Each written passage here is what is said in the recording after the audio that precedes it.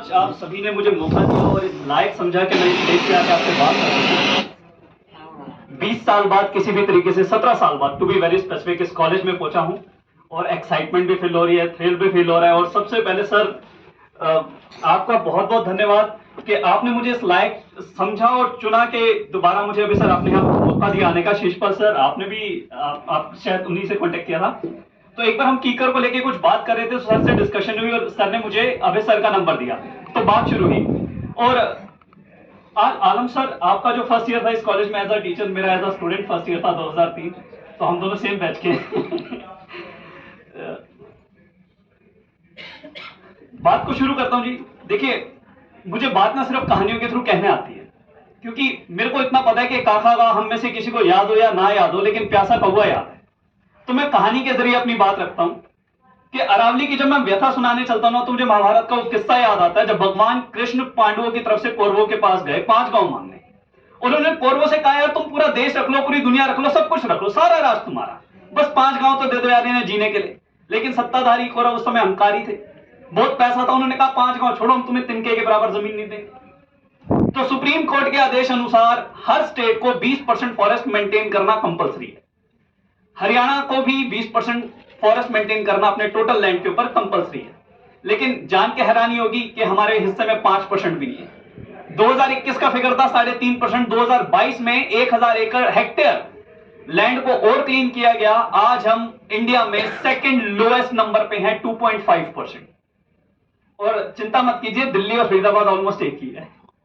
हम अड़ोसी पड़ोसी हैं, तो कहीं ना कहीं जो वहां पर एनवायरमेंट होता है वही यहां पर है। तो 2.5% जो हमारे पास है, हम गए मांगने, हमने सुप्रीम कोर्ट से कही भाई हमारे इस 5% क्षेत्रफल जो अरावली जो टोटल है, मतलब टोटल हरियाणा के अंदर सिर्फ 2.5% ग्रीनरी बची है, उसमें भी 70% अगर अरावली का पोर्शन है उसे तो बख्श दो महाराज।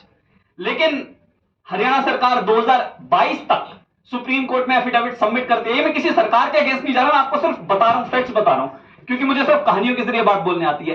2022 तक भी लेटेस्ट एफिडेविट सबमिट किए कि अरावली नाम के पहाड़ फरीदाबाद में एग्जिस्ट ही नहीं करते, अरावली नाम के कोई जंगल ही नहीं है। और अभी आपने देखा अरावली अरावली अरावली। आप अगर दिल्ली की भी बात करें तो राष्ट्रपति भवन जो रायसीना हिल्स है, जो एक्सट्रीम कॉर्नर ऑफ अरावली कहा जाता है, दिल्ली में भी है, लेकिन वो मानते ही नहीं है। वो तो बोल रहे है नहीं, गुड़गांव के बाद नहीं, एग्जिस्ट ही नहीं करता। क्योंकि एग्जिस्ट नहीं करता, सर मुझे बता रहे थे कि प्रॉपर्टी से सबसे ज्यादा कमाई किसी भी बिजनेसमैन की होगी, किसी भी गवर्नमेंट की होगी। तो अगर प्रॉपर्टी रियल एस्टेट कहां से आएगा, अल्टीमेटली डिमांड कहां से क्रिएट होगी। मैं बोलता हूं जी, ये जो पहाड़ काटे जा रहे हैं ना, इसमें हम सबका कंट्रीब्यूशन है। आप मेरी फेसबुक वॉल पे जाके देखना, 2018, 2017, 2016 में मैंने सेम कोट सेम कमीज डाली है, टाई बदली, सिर्फ जूते भी सेम है। मतलब आपको कि गरीब आदमी यार पैसे वैसे नहीं होंगे, ठीक ठाक सा कमा लेता हूं, ऐसा नहीं है। पर मुद्दा यहां पर यह आता है कि हमारी जो नीड्स है ना, वो हमारी ग्रीड्स में कन्वर्ट हो जाती है एक पॉइंट इन टाइम पे जाके। और जहां हमें 4 कमीजों से काम चल जाता है, हम 40 कमीजें अलमारी में लटका के रखते हैं, जिनमें से 36 तो हम कभी डालते ही नहीं। तो उसके लिए रॉ मटेरियल कहां से आएगा, उसके प्लांट्स कहां बनेंगे, वो सब बनेंगे इसी फॉरेस्ट को काट के, इसी हिली एरिया को काट के। जब इनको काट के आप प्लांट्स लगा दोगे, इनको काट के आप वहां पर फैक्ट्रीज लगा दोगे, रॉ मटेरियल नोचोगे, तो अल्टीमेटली आप अपनी मां का ही तो शोषण कर रहे हो। जब मां की छाती को आपने नहीं छोड़ा, तो मां की छाती आपको कैसे छोड़ देगी। मेरे को एक मैं फैक्ट पढ़ रहा था, साहब करेक्ट कीजिएगा, आप लोग प्रोफेसर साहब हैं, मैं ज्योग्राफी ज्यादा जानता नहीं हूं। 1980 तक दिल्ली एनसीआर में जो बारिश होती थी वो 100 दिन होती थी। 2022 का सरकार का रिकॉर्ड बोलता है कि 16 दिन हुई। और मरुस्थल की डेफिनेशन है 6 दिन अगर बारिश रह जाएगी ना साल में, तो आप मरुस्थल में होगे। तो साहब थोड़ा मैथमेटिकल कैलकुलेशन लगाइएगा, अगर 1980 से हम चले 100 दिन और 2022 में हम 16 दिन पे आ गए, तो 6 दिन कितने सालों में पहुंचेंगे, शायद अगले 20 साल और। तो 20 साल बाद आप दिल्ली एनसीआर में 100 करोड़ के मालिक हैं, 1000 करोड़ के मालिक हैं, 10 लाख करोड़ के मालिक हैं। आपके पास सिर्फ बचेगा डेजर्ट, आप जी नहीं पाएंगे यहां। तो जिस धरा पे आप जी नहीं पाएंगे, उस धरा पे आपने जो इतना कमा लिया, इतने हैंडसम बन गए, इंटेलेक्चुअल बन गए, इंटेलिजेंट बन गए, उसका क्या करेंगे, वो किस काम का। तो सबसे पहला जो अरावलीज को बचाने के लिए हम यही इसी कॉलेज में बैठ के कंट्रीब्यूशन दे सकते हैं ना, वो है मिनिमलिस्टिक अप्रोच। वो एक मूवी का डायलॉग है, मेरी जरूरतें कम है इसलिए जमीर में दम है। तो जरूरतें कम से कम रखिए। आज भी मैं कार पे आऊं और पहली बार सम और कैसे भी करके मुझे कॉलेज में कार में आने का मौका मिला। मैं ट्रेन से आया था, फरीदाबाद से ट्रेन चलती थी, ट्रेन से आते थे, मेट्रो भी नहीं चलती थी उस टाइम पे, 2003 के अंदर, 2006 तक भी नहीं चलती थी मेट्रो। तो आज आप मेरी कार जाके देखेंगे तो सबसे छोटी, सबसे सस्ती, सबसे प्यारी कार है। आप कहेंगे छोटी क्यों, पैसे नहीं थे क्या, पैसे थे जी मेरे पास, होंडा सिटी भी थी, इससे पहले मैं 3 कारें और खरीद चुका हूं। लेकिन जब मुझे समझ में आया ना कि ये जो बार बार चीजें मैं खरीद रहा हूं और एक्सेस में खरीद रहा हूं और अपनी अलमारियां भर रहा हूं, अपने घर भर रहा हूं, जो ये आपके कॉलेज में जो फर्श पे जो पत्थर लगे हुए हैं, आप मुझे ईमानदारी से बताइएगा पत्थर कहां से? एटीएम से निकले थे, इंटरनेट से डाउनलोड किए थे, अखरोट में से प्रकट हुए थे, कहां से आए? इन्हीं पहाड़ों को तो काटा गया। तो जब तक हमारी नीड्स और ग्रीड्स बढ़ती रहेंगी, हम अहंकारी दानव बनते रहेंगे। हम अहंकारी बनेंगे तो हम क्या सिखाएंगे अपनी जनरेशन को? हम अपनी नीड्स को ही कंट्रोल नहीं कर पा रहे तो हम क्या किसी को सिखाने वाले हैं? अभी साहब ने दो शब्द बोले, एक बोला अहिंसा और दूसरा बोला अद्वैत। हम नेचर को जो देंगे ना, नेचर वही पलट के हमें देगी। हम नेचर को क्या दे रहे हैं? शोषण। तो पलट के हमें क्या मिलेगा? शोषण। अंग्रेज पता हमारे ऊपर रूल क्यों कर पाए? क्योंकि उनके अंदर ग्रीड ज्यादा थी। हम पता है मेरे हिंसक क्यों हो गए उनके लिए? क्योंकि हमें बदला लेना था। अगर ग्रीड ही ना होती तो बदला भी ना लेना पड़ता। तो अगर आज हम अपने अंदर, आज को कल को आप ही में से बहुत से प्रोफेसर निकलेंगे, मेरे बहुत सारे साथी दोस्त यहां बैठे हैं, आप ही में से बहुत सारे ब्यूरोक्रेट्स निकलेंगे, आप ही में से बहुत सारे दिल्ली की सरकार चला रहे होंगे, हिंदुस्तान की सरकार चला रहे होंगे, लेकिन मुद्दा ये है तब आपके अंदर ग्रीड कितनी है, आपकी नीड कितनी है? अगर आपकी खुद की ग्रीड और नीड खत्म नहीं होगी तो अरावली जैसे अनगिनत पहाड़ आप खत्म कर देंगे। दिल्ली एनसीआर बचेगा ही नहीं, और बचेगा ही नहीं तो आपके पास चाहे कितना भी हो, आप उसका करेंगे क्या? वो एक कहावत थी कि अंग्रेजों का सूरज कभी अस्त नहीं होता। यूनियन जैक जिसके नीचे 2/3 दुनिया राज करती थी, आज उन अंग्रेजों के गवर्नर और वायस राय के कपड़े हमारे फरीदाबाद के, मैं तो बोलता हूं सारन चौक पे जो बैंड बाजे वाले घूमते हैं ना, वो पहन के घूमते हैं। तो सोचिए, घमंड तो किसी का नहीं टिका, लालच किसी की नहीं टिकी, अहंकार किसी का नहीं टिका। वो तुगलक राजा जिसके एक आदेश पे 10,000 सर कलम कर दिए जाते थे, आज उसका किला यही तुगलकाबाद में घास खा रहा है। क्या रहा उस ग्रीड का परिणाम? किस काम की? जीवन आप जीने आए हो, सनातन संस्कृति से सीखो। सनातन संस्कृति कभी आपको ग्रीड करना नहीं सिखाती, वो सिखाती है संतुष्टि। और अगर इंसान में संतुष्टि का भाव नहीं है तो इंसान कुछ भी हासिल नहीं कर सकता। कम में भी संतुष्टि हो सकती है और सब कुछ पाके भी आप असंतुष्ट हो सकते हैं। तो संतुष्टि का भाव एनवायरमेंट को प्रोटेक्ट करने के लिए सबसे ज्यादा इंपॉर्टेंट है। बेबस द्रौपदी की तरह खड़ी आज ये पर्वत श्रृंखला आंसू बहाने के अलावा कुछ नहीं कर सकती। इसे इंतजार है कि कलयुग के गिरधर आएंगे, किसी न किसी दिन आएंगे और इस चीरती हुई जो हमने इसकी पूरी चीर हरण कर दी है, इसको रोकेंगे। लेकिन यकीन मानिएगा, इस बार परमात्मा नहीं आएंगे, क्योंकि परमात्मा आपके भरोसे। आप परमात्मा के भरोसे मत बैठे, आपको ही अपनी ग्रीड और नीड पे काम करना पड़ेगा। आपके पास इतने हजारों लोगों की फौज है। साहब बता रहे थे कि उस समय पॉपुलेशन दयाल सिंह की 2003 में 3,000 थी, अभी 2023 में 6,000 हो चुकी है।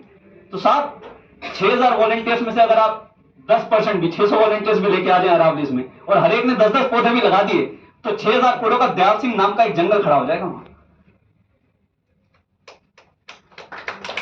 आपके यहां लोधी गार्डन में आप चलिए, आपको 2,000 से ज्यादा पेड़ नहीं दिखेंगे, लेकिन अगर आपने 6,000 पेड़ लगा दिए तो सोच सकते हैं आपको कितना घना जंगल होगा और कैसा दिखेगा, उसकी स्वरूप क्या होगा। जब द्रौपदी का चीरहरण हो रहा था ना, तो गुरु द्रोणाचार्य कुछ नहीं बोले, गुरु कृपाचार्य कुछ नहीं बोले, महात्मा विदुर नहीं बोले, लेकिन महर्षि व्यास का जब दंड विधान चला तो गंगापुत्र भीष्म को भी अपनी मृत्यु के लिए तीरों की शैया पे अपना इंतजार करना पड़ेगा कि कब मेरी मृत्यु आएगी। सोचिए, क्योंकि अरावली को बचाना, अपने एनवायरमेंट को बचाना, अपनी चीजों को बचाना आज एक आंदोलन है, और आंदोलनों के चीरहरण पे जो चुप पाए जाएंगे इतिहास के कालखंड में सब कायर कहलाएंगे। हमें कायर नहीं बनना, और इतिहास युद्ध में हमारा मूल्यांकन कतई इस बात से नहीं करता कि हम हारे या जीते, हमारे जंगल विकसित हुए कि नहीं हुए। आप मुझे ईमानदारी से बताएं, आप में से सबने वो कविता सुनी होगी सुभद्रा कुमारी चौहान की कि खूब लड़ी खूब लड़ी खूब लड़ी मर्दानी वो तो झांसी वाली रानी। सुनिए, कहीं किसी ने पढ़ा या सुना कि खूब जीती खूब जीती खूब जीती मर्दानी वो तो झांसी वाली रानी? जीती नहीं थी, हार गई थी। हम हारे हुए को पूछ रहे हैं। दिल्ली गवाए जी दशमेश पिता की, दिल्ली गवाए जी नौवे गुरु गुरु तेग बहादुर की, जिन्होंने अपना सर कलम करवा दिया, मुगलों के हाथों हारे गए, लेकिन आज भी जब गुरुद्वारे में जाते हैं तो दंडवत प्रणाम करते हैं उन्हें। उनको क्यों नहीं करते? मुगलों को, उन अंग्रेजों को क्यों नहीं करते? अब जब मैं कॉलेज से घर तक, अपने घर से कॉलेज तक आ रहा था, तो मुझे अनगिनत चौराहे दिखे जहां मुझे भगत सिंह के स्टैचू दिखे, कहीं राजगुरु के दिखे, कहीं सुखदेव के दिखे, कहीं झांसी की रानी के दिखे। मुझे अंग्रेजों के क्यों नहीं दिखे? भगत सिंह तो मारे गए थे 23 मार्च 1931 को, देश भी आजाद नहीं करा पाए, नहीं देख पाए आजादी की सुबह, तो उनके स्टैचूज क्यों? क्योंकि इतिहास युद्ध में हमारा मूल्यांकन जीत और हार से नहीं करता, बल्कि इस बात से करता है कि जब लड़ाई लड़ी गई तो हम कैसे लड़े, हमने गोली कहां खाई, हम पीठ दिखा के भाग गए या हम छाती पे गोली खाए? तो छाती पे गोली खाओ दोस्तों, मिलके पेड़ तो लगाओ, करें तो सही यार, शुरुआत तो करें।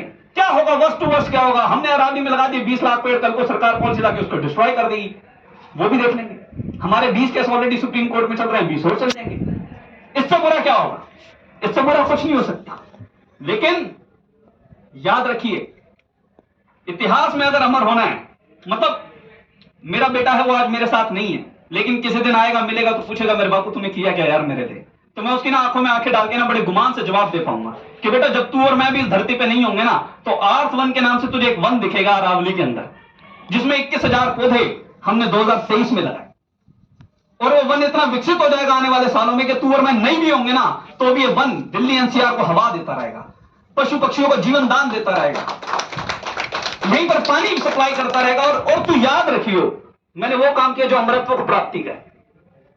मैं भागा नहीं कायरों की तरह, मैं लड़ा हूं। हमारे सामने अनगिनत चैलेंज आते हैं जी। रामधारी सिंह दिनकर ने कहा था कि समर शेष है और नहीं पाप का भागी केवल व्याध, जो तटस्थ है हिले नहीं, जिन्होंने अपनी मातृभूमि को बचाने के लिए कुछ किया नहीं, समय लिखेगा उनका भी अपराध। क्योंकि जब इतिहास लिखा जाता है ना, तो इतिहास जयचंदों का भी लिखा जाता है, इतिहास वीरभद्रों का भी लिखा जाता है, जिन्होंने मातृभूमि को बचाया नहीं, कुछ किया नहीं। इस समय हम सबके पास वक्त है, हम सब उस जगह बैठे हैं, दिल्ली एनसीआर की उस लोकेशन, प्राइम लोकेशन पे बैठे हैं जहां हमारे पास ताकत है। 6,000 लोग एक साथ खड़े होकर अगर चिल्ला भी देना तो सरकारें बहरी हो जाती हैं। तो अगर पेड़ लगाने पे आ जाए 6,000 लोग अपनी जिद ठान लें, और मैं मान लेता हूं साल के 52 हफ्ते हम सिर्फ 10 हफ्ते आए और 600 वॉलंटियर आए, तो जरा हिसाब लगाइए, हर एक ने 10-10 पेड़ भी लगाए तो क्या जंगल बनेंगे, क्या विकसित होंगे। पिछले 5 सालों में हमने 1 लाख से ज्यादा पौधे लगाए हैं और हमारा सर्वाइवल रेट 95% से ऊपर का है, क्योंकि परमात्मा की कृपा है। क्योंकि जब आप सही नियत लेके काम करते हो ना, तो परमात्मा भी कहता है बेटा तू कर, मैं तेरे साथ हूं। अभिमन्यु जिस दिन युद्ध करने गए ना, सबने उन्हें आशीष दिया, विजयी भव विजयी भव विजयी भव। लेकिन जब भगवान कृष्ण के पास गए तो भगवान कृष्ण ने कहा यशस्वी भव। तो उनकी मां चिढ़ गई, द्रौपदी बोली यार क्या बदतमीजी है, सब बोल रहे हैं विजयी भव, तू कह रहा है यशस्वी भव। तो भगवान कृष्ण ने कहा कि युद्धों में जीत हार चलती है, लेकिन कालखंड में यश जिसका अमर होता है उसे हमेशा याद रखा जाता है।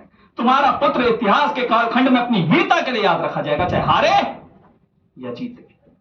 तो आपकी हार जीत इंपॉर्टेंट नहीं है कि आपने 10 पौधे लगाए, उन 10 पौधों का क्या हुआ, वो हमारे माली मेंटेन कर लेंगे। आप आए तो सही, लगाए तो सही, पानी के जोहर तो जिंदा करें। हमने, कैन यू बिलीव, आज भी फरीदाबाद के अंदर 2 झरने बह रहे हैं।